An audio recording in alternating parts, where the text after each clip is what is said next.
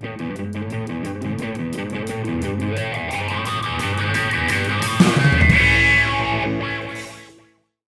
niveau du climato-scepticisme, on avait l'impression que c'était quelque chose qui commençait à s'étendre.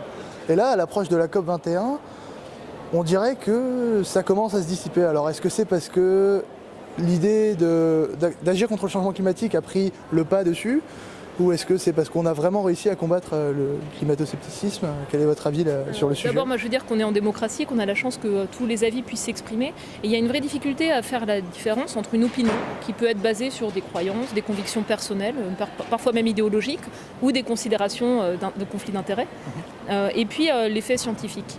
Et donc le fait qu'il y ait un débat sur parfois la réalité du changement climatique alors qu'on en est certain, sur l'importance de l'influence humaine alors qu'on est certain que c'est le principal facteur d'augmentation de la quantité d'énergie dans le système climatique. Moi je dirais que c'est plutôt frustrant comme scientifique parce que ça veut dire qu'on n'a pas réussi nous à expliquer suffisamment clairement comment on arrive à cette conclusion-là.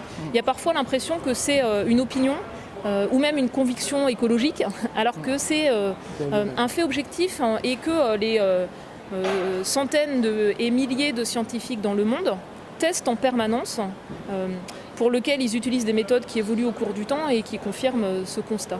Donc ça, je pense qu'il y a peut-être quelque chose qu'on n'a pas réussi à expliquer sur la démarche scientifique et les outils qui permettent d'arriver à cette conclusion-là.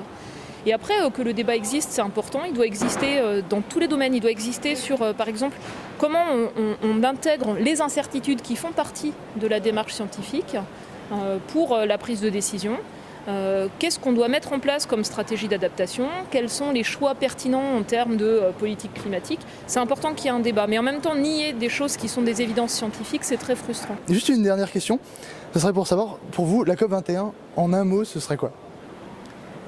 La COP21 en un mot? Ouais, eh bien, si on échoue à avoir un accord entre les différents pays, ça veut dire qu'il n'y a pas de gouvernance du climat, il n'y a aucun cadre international après 2020. Donc ça veut dire qu'il n'y a pas d'action coordonnée au niveau intergouvernemental. Et puis à l'inverse, une COP21 réussie, c'est une COP21 qui se déroule le mieux possible d'un point de vue logistique, pour l'accueil de tous les participants. Pour l'instant, ça va à peu près. Il y a plus d'affluence aujourd'hui que hier, je dirais.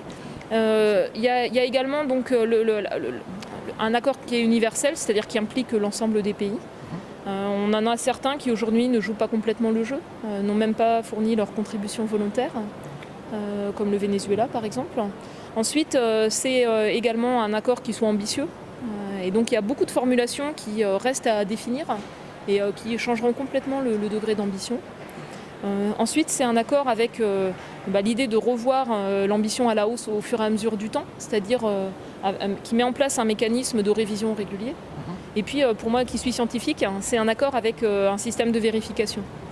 Il y a un vrai enjeu où les pays mettent sur la table leur stratégie, de pouvoir avoir des méthodologies pour évaluer si leurs objectifs ont été atteints de manière transparente et puis impartiale. Et à côté de la COP21 elle-même, c'est-à-dire cette négociation entre les pays, il y a aussi des coalitions qui se dessinent entre différents pays, entre différents acteurs, les grandes villes, les régions, certaines branches industrielles, qui vont prendre aussi des engagements qui ne sont pas ceux de l'accord de Paris, mais qui pourraient être à même de renforcer son impact. Et puis pour moi, pour le GIEC, donc moi je suis observateur accrédité Nations Unies, c'est aussi l'occasion d'explorer les attentes de représentants de certains gouvernements par rapport aux thématiques des prochains rapports spéciaux qu'on va préparer et aussi par rapport au périmètre du prochain rapport complet dont on va définir cette année les grandes lignes.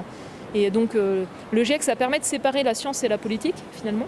Et en même temps, on a besoin d'écouter quelles sont les attentes des représentants des différents pays pour fournir une analyse critique des connaissances qui soit utile.